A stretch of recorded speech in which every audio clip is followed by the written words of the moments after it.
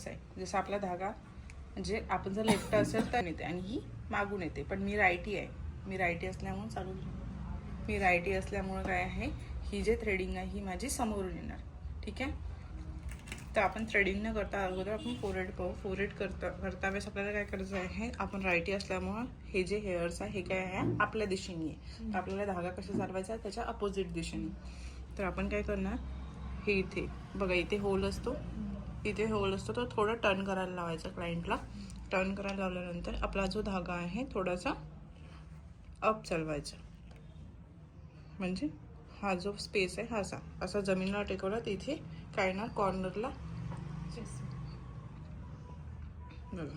तर आपण काय करतो, हा कॉर्नर आहे, इथून आपण धागा काय करतो लाईन टू लाईन 1 2 3 4 5 म्हणजे आपल्याला काय करायचं लाईन टू लाईन धागा चालवायचा आहे.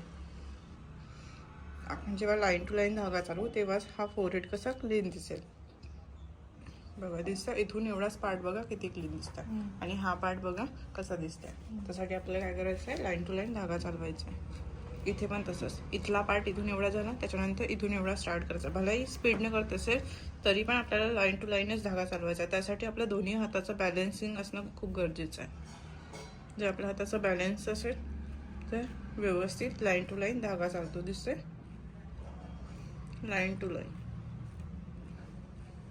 फोरहेड पण तसंच बघा, जेव्हा फोरहेड छोटा असते तेव्हा आपण कॉर्नर्स इकडले वरचे